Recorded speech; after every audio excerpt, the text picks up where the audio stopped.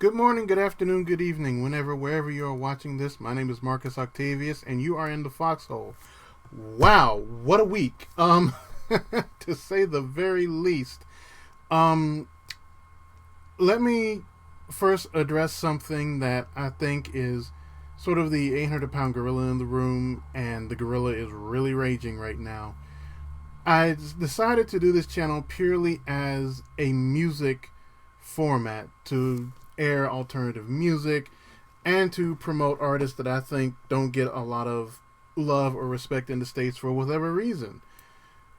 Obviously, a lot of artists, a lot of performers, a lot of entertainers, we have opinions, we have thoughts, we have feelings. Let me be clear about something. I personally, as an African American performer, do believe that we have a very serious problem in this country. Now, I'm not going to wax poetic, and I'm not trying to run anybody off. Please understand that. But you need to understand that there's a problem when I am afraid to walk down the street and everybody else is not. Please understand that these riots, however damaging, and I'm not saying they are not, however damaging, however image-wise it looks bad, understand that these people are marching and protesting for a reason. It is a very good reason, it is a very viable reason, and it is a reason that a lot of us, whether you're for it or against it, need to listen to. So please take the time to do that. If you choose to afterwards, it's none of your business, then that is your choice as a human being. But understand that because it doesn't affect you, that doesn't mean it doesn't affect somebody else. Now I'm getting off the soapbox. The rundown for the list. As I mentioned a couple of weeks ago, I'm considering doing what I like to call the Foxxhole special assignment, sort of keeping the whole military, wartime kind of aesthetic going. What the special assignments are is basically on YouTube, I have a very extensive list of music that don't really fit the Foxxhole playlist because it's not really alternative and it's not really dance centric and it's not really designed for what I designed it for. So the special assignments are a short list, something ranging from like 80s music to classic rock, something a little bit more slower. I may even make like a yacht rock list. Yes, there is such a thing as yacht rock. Think Michael McDonald, think Kenny Loggins, and people of that particular ilk. What will probably happen is I'll drop those once a month on a particular Friday. I have not decided yet. I'm still working out the particulars, but keep your eye out for that. The Foxxhole special assignment, 20 videos of a more mainstream type sound, excuse me, or from mainstream artists. The live drumming class is coming. As a matter of fact, it will probably be the end of June. I will do my best to make sure it's not July 4th. Please keep your eye on the Facebook page. Please keep your eye on the Twitter page, also down below. As for the remaining classes, as some of you may have seen on my Facebook page, I asked you what you specifically wanted to see, and it literally went 4-3-2 in the vote. So the next class that will be done, perhaps filmed tomorrow or Monday to be posted next week, will be drum circle etiquette. And a lot of people have been asking for that one. They really want to do it in the hopes that when we get through all of this, and I mean all of it, that we can get back to some semblance of fellowship and rejoicing and just having fun again, which is something that I think we all desperately want to get back to. Then it will be followed by performing with dancers and musicians.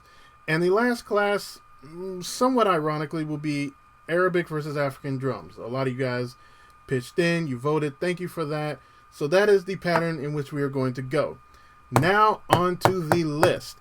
V&V Nation, Apollo 440, Daft Punk, Depeche Mode, and Yaz are all back in the Foxxhole. Got 4 pseudo introductions here. One of them is P. Lion. Now, I was not able to find a lot of information on this particular artist. Apparently, he was very popular in the 70s and early 80s. He did what was called Itali Disco, which was sort of the Italian version of synthwave or new wave. It was kind of the same motif, but a little bit more of an Italian flair, whichever that means. I have also on the list, I have a purveyor of Italian music, but I'm going to get to him in a second. 2 albums, 7 singles. Real name Pietro Piladi, I believe. He was married, divorced in 1990, and has 1 kid. He kept his personal life very private, or so Wikipedia says. Take that for what you will. Ashbury Heights is a Swedish synth pop group out of, and I'm going to try to pronounce this, bear with me, Sunstral Metalpod, Sweden, wherever that is. 5 albums, 1 EP, and 1 collaboration album to their credit. Ran into them through all my searches. Ears sort of tickled my fancy, and I decided to give them a shot. So they're a newcomer to the list. Also, one that debuted last week, but unfortunately due to technical difficulties, the video had no sound. I apologize for that. Is Tracy Lords. Yes, that Tracy Lords. For those of you who do not know, Tracy Lords was a porn star. Nothing wrong with that. Sex work is still work. But her porn past is of a particularly interesting nature. As it turns out, she got into porn, but she was underage. She falsed her age as being 18 when in actuality she was 16. As a matter of fact, the majority of Tracy Lords' work is considered child pornography and banned in the U.S. There's only 1 actual porn movie that can still be sold because it was ironically her last one and the only one she did when she was actually of legal age to be in it. The reason I put her on the list is because she did have 1 album to her credit. I believe it was called 1000 Flies. It was more of a techno dance type album. But she had a pretty semi-decent movie career in the mid to late 90s, including Blade. If you remember, she was the woman in the beginning of the movie who kidnapped that guy, brought him to the Bloodbath Rave, and you know how that goes.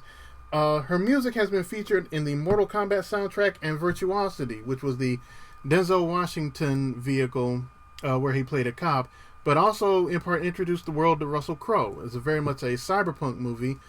She actually played a DJ in a club in that movie, so there you go. It was a particularly interesting pick, obviously given her particular background. You could say it was rather provocative, but I liked the music, so I added it to the list. One thing that a lot of people have noticed with the playlist is that the last song is typically one that's of an older sort of, older sort of generation, usually from the 50s or the 60s. That's why Screaming Jay Hawkins was the last song in one. The Moody Blues, Nico, Velvet Underground. What I would like to do is cite these artists because I believe they deserve a lot of credit and a lot of recognition, at least on this list. You know, the older generations, they don't know a lot about the music, but it's important for them to know where the music that they listen to comes from. So what we will call this is the Foxxhole Senior Officers, no pun intended, particular performer. And this one is one that a lot of people I think have heard of, but they don't know. Giorgio Moroder, the so-called father of disco music, born in South Tyrol, Italy. He was actually born in 1940 at the time when Mussolini was either rising in power or was in power. So he was actually born in the Kingdom of Italy during World War II. Some of his most well-known collaborations came with disco queen Donna Summer in the late 70s for a number of her singles. But he also has a long list of soundtrack work, including American Gigolo, Superman 3, Scarface, The Neverending Story, and The Midnight Express. Among his many accolades is 2 Golden Globes, 1 Academy Award, 4 Grammys, 2 People's Choice Awards, and 100 gold and platinum albums. The man is a legend.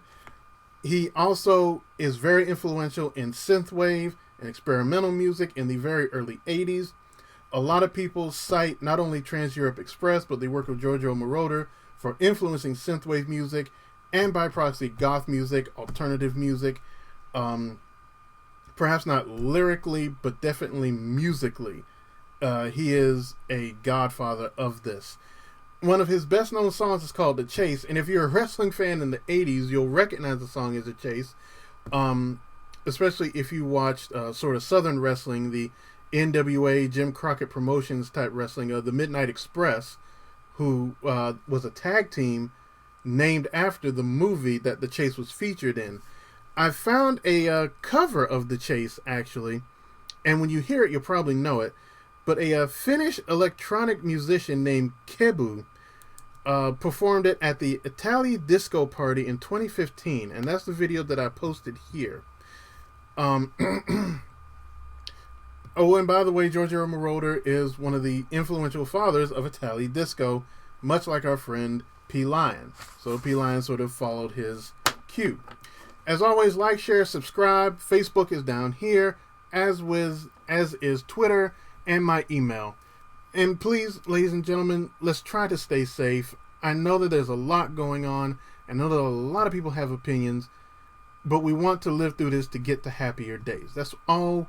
That's one of the things we all want. So let's just try to do what we can to get there. Together, we truly rise. Please enjoy the list.